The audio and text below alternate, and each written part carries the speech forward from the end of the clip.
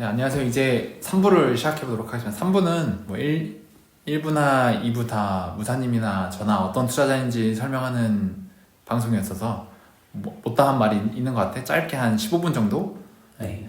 최근에 인상 깊었던 뭐 아이디어나 네. 아니면은 배운 게 있다면 그거 한 좀 얘기해보는 자유주제로 얘기해보는 걸로 하겠습니다. 좋습니다. 먼저 무사님 먼저 뭐 최근에 인상 깊었던 아이디어나 그런 게 있을까요? 제가 이제 23년 초에 포트폴리오를 짜고 그 다음에 쭉 23년 내내에도 좀 발전된 생각들이 있었잖아요. 근데 그때 집중했던 포인트가 뭐였냐면은 예를 들어서 어떤 반도체 기업은 좀 차트를 많이 참고를 했었어요. 네. 그 중에서도 지지하는 부분, 네. 저항. 네, 지지하는 부분이 있고 저항이 되는 네. 부분이 있잖아요. 그 중에서 지지하는 그 포인트에 초점을 맞춰서 그 기업을 분할 매수를 계속 하기도 했고, 어떤 기업은 좀 돌파하는 지점에서 그 매수를 하기도 했고 한데, 결국에는 중요한 건 그거였던 것 같아요. 뭐 차트든 어떤 모멘텀이든 그 센티멘탈이 돌거나 좋아지는 구간이 있다. 그게 되게 포커싱을 많이 했었어요. 그게 되게 기회비용을 많이 아껴주는 구간이라는 생각이 들었고, 예를 들어서 어떤 촉매가 발현돼서 펀더멘털적으로는 그 주가가 쫙 쓸 수 있잖아요. 네. 근데 반대로 제가 23년 하반기로 갈수록은 그 차트적으로 뭐 지지하거나 돌파하는 구간에서 센티가 개선되는 구간도 촉매가 될 수 있겠다. 이런 생각을 했어요. 그래서 저는 그걸 매수 매도에 좀 활용을 많이 했고, 그 외적으로는 그 추세 추종이 아무래도 핫했잖아요. 그쵸. 근데 추세 추종의 신한 좀 인덱스 리포트가 나온 게 있는데, 네. 저는 추세 추종을 딱히 공부해 본 적은 없었거든요, 사실 없었는데, 그 대신에 그 거래량이 주는 의미는 그냥 거래량이 높으면 좋다 이것보다는 그 거래량을 사람 시장 참여자들의 생각이 일치하는 거다. 그냥 그걸로 그냥 바로 이해를 했어요. 그냥 받아들이자. 네, 그냥 받아들였고, 그리고 그 추세 추종 인덱스 리포트를 보니까 전에는 그냥 단순히 차트적으로 어떤 포인트가 맞는 투자라고 생각을 했는데 그게 아니더라고요. 결국에는 이익이 제일 중요해요. 본질은 이익이라고 했었죠.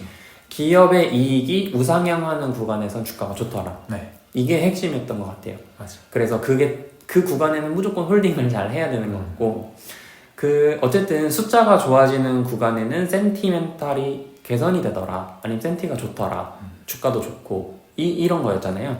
그러면은 이익의 방향성에 따라서 주가가 좋을 가능성이 높다고 저는 생각을 했고, 예를 들어서 아까 화장품 이야기를 좀 많이 했는데, 네.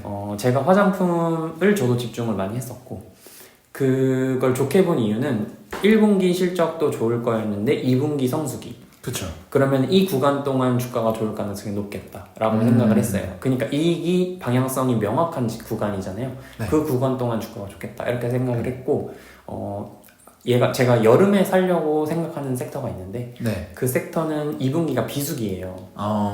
근데 1분기 때 이 섹터를 좀 미는 사람들이나 네. 아니면 좀 센티가 좋았어요. 네. 좋아질 건덕지도 많고 했는데, 저는 이제 이익의 방향성이 주는 센티의 영향을 좀 많이 깨달음? 아니면 이게 좀 맞는 것 같다 이런 생각이 들어서 저는 이제 2분기 비수기 때 사자 뭐 이런 식으로 생각을 했고, 그러니까 제 가장 최근 깨달음은 센티멘탈이에요.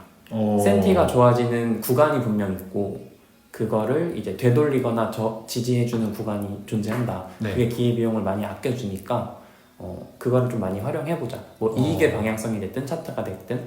그러니까 지금 어떤 기업을 살지를 공부했다면 최근에는 이 기업을 언제 살까에 대한 고민을 좀 많이 했던 케이스네요. 네. 그러니까 저희 스터디도 좀 많이 그런 식으로 발전을 했던 것 같아요. 옛날에는 기업의 좀 디테일한 세세한 그 설명이나 맞아요. 그 기업을 파보는 게 좀 스터디의 중심이 됐다면은, 맞아요. 최근에는 저희 스터디 하면은 좀 발표 시간이 짧아지고 있어요. 그쵸. 명확히 포인트, 지금 왜 사야 되는지, 그리고 언제까지 좋을 건지 그 구간을 딱 제시해주고, 그거에 수긍하면 빠르게 붙고, 그런 식으로 저희 스터디가 많이 발전했잖아요. 맞아요. 그게 지금 이제 제가 최근에 많이 깨달은 부분인 것 같아요. 지금 제가 발표하는 스타일도 옛날에는 한 기업을 이제 쭉 설명하고 파보고 이게 싸니까 이렇게 하는 시기였다면 이걸 지금 왜 사야 되는지 이 구간 동안 가지면 왜 유리할지 이런 센티적인 부분을 많이 좀 발표했던 것 같아요. 네. 그래서 저는 제 깨달음은 가장 최근 깨달음은 센티멘탈 이 계산되는 구간에 홀딩하는 게 중요하다. 저는 이런 생각을 했습니다. 예. 겸아 씨는 최근에 어떤 깨달음 있으셨나요? 저는 뭐 깨달음까지는 아니고 그래도 좀 유의미하게 생각을 하는 건 뭐냐면 어쨌든 이 산업도 바뀌고 기업도 바뀌는데 네. 어쨌든 다 사이클 순환론적 사고라고 하잖아요. 그래서 항상 좋을 때만 있는 거 아니고 나쁠 때만 있는 거 아닌데 근데 그 사이클이 올 때마다 조금씩 변형된다고 생각을 해요. 예를 들어 반도체만 예를 들어도 뭐 하이닉스가 뭐 공장을 중국에 뭐 팔아야 되네 말아야 되네 뭐 그런 얘기가 좀 많았잖아요. 네. 그 얘기를 할 때 분명 어떤 생각을 좀 할 수 있었냐면 언제든 돌아올 수 있다라는 생각도 하겠지만 그 투자 관점 내에서도 네. 이렇게 업황이 안 좋을 때 하이닉스나 삼성에서 새로운 시도를 해볼 수 있는 거잖아요. 약간 저는 분명 그런 움직임이 있었다고 생각을 하거든요. 그 움직임 덕에 지금 수혜를 보는 애들도 있을 거고 그래서 사이클이 새로 왔을 때 네. 기존에 좋았던 애들 말고도 다른 애들이 좋아질 수 있다라는 생각을 하고 이거를 또 접목시켜보면 뭐 중국을 생각해볼 수 있죠. 예를 들어 화장품 같은 산업도 보면 중국에 약간 차화정장생 때 몰빵이었잖아요. 네. 몰빵이어서 LG생건이나 아모레퍼시픽이 좋았다면 최근에는 그 LG생건이나 아모레퍼시픽 말고 다른 인디 브랜드들이 엄청 좋잖아요. 그러니까 중국이 안 좋은 기간 뭐 한 4, 5년 동안 네. 지금 이 기업들은 준비를 많이 해놓은 거죠. 다른 해외로 나갈 방법들을. 그리고 이 기업들을 그 정부에서 밀어주기도 했었고.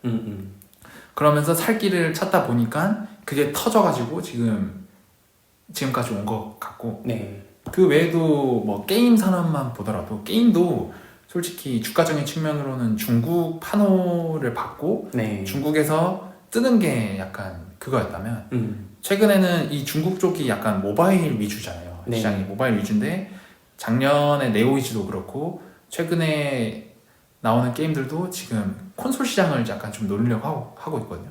뭐 지금 펄어비스의 붉은 사막 같은 경우에도 지금 계속 뭐 딜레이는 되고 있지만 뭐 콘솔이랑 PC 연합해가지고 모바일이 아닌 그쪽으로 집중을 하고 있고 어쨌든 뭐 서브 컬처도 있고 어쨌든 핵심은 중국에서 약간 조금 벗어나려는 움직임이 좀 많다라는 게 좀 생각이 들고 실제로 지금 게임주 중에 대형주인 크래프톤만 하더라도 중국이 주가 아니에요. 중국은 뭐 화평 정형인가? 약간 그 기억은 안 나는데 어쨌든 배틀그라운드 그 모바일 버전은 있지만 어쨌든 인도 쪽 매출이 지금 계속 끌어올라오고 있고 크래프톤의 컨코를 들어보면 핵심적으로 생각을 하는 게 그 인도 쪽을 좀 핵심적으로 생각을 하는 게 좀 느껴지거든요. 그런 면도 있고 어쨌든 기업들이 자기네 업황이 안 좋을 때 기회를 물색하면서 그 변화를 하는 게 약간 내실을 약간 얻는 구간이 따로 있다. 약간 사이클마다 다른 사이클이 올 수 있다. 약간 그 생각을 좀 하고 있습니다. 맞아요. 항상 변화는 무조건 있고 네. 그 기업이라는 것도 결국엔 사람이 하는 거고 그렇죠. 그 내부자들이 의사결정을 하는 대로 가는 거니까 아까 중국 말씀하셨는데 그 중국에서 변화가 있어도 여전히 중국을 붙잡고 있어서 중국이 좋아지는 애들도 있잖아요. 그렇죠. 그러니까 이게 그 주식이라는 게 저희가 가치 투자를 하는 게 저는 그렇게 생각해요. 가치 투자가 뭐야 이렇게 말하면은 뭐 제가 예전에 가장 공감했던 거는 뭐 지금 가치와 미래 가치와 지금 가격의 괴리를 취한다 이렇게 생각을 저도 그게 가장 공감한 뷰였는데 지금 드는 생각은 가치 투자란 사업의 성과를 같이 취하는 거다 이 생각이 강해요. 그러니까 그 기업의 DNA 이 의사결정을 하는 사람들이 누구고 어떤 방향을 했고 여태까지 어떤 스탯을 쌓아왔는지 이렇게 보고 그 다음에 이 회사는 얘가 지금 어떤 사업을 이렇게 펼쳐나가려고 하는구나. 한 화장품만 보더라도 지금 다 다르잖아요. 네. 전방 다르고 품목 다르고 품목별로 데이터 다르고 네. 하니까 저는 그런 생각이 들어요. 가치 투자는 사업의 성과를 누리는 거기 때문에 공감할 수 있고 거기에 이제 같이 동행하는 거다. 근데 저는 막 그렇게까지 생각은 못했고 저는 약간 그 생각은 해요.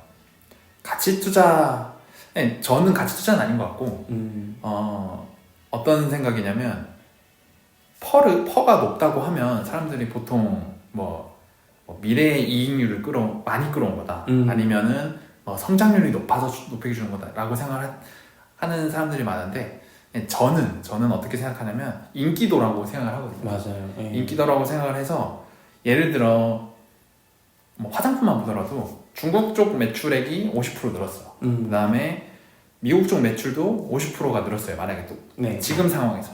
그러면 중국 쪽 멀티플보다 미국 쪽 멀티플을 훨씬 이익의 질이 좋다고 아니 이게 질이 좋다고가 아니고 이익의 인기도가 네. 미국 쪽 노출도가 높은 게 좋다고 보거든요. 음. 왜냐면 이제야 성장을 하고 있으니까. 네. 성장률이 좋았으니까.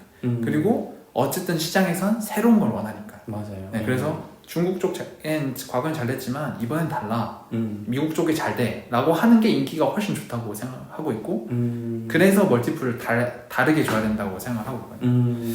약간 저는 막 가치 투자 뭐 이건 모르겠고 네.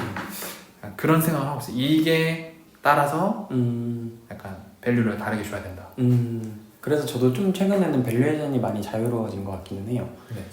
그냥 지금 주가가 이제 주식을 맨날 관심 있게 보다 보면은 이 주가가 왜 오른지 알잖아요. 네.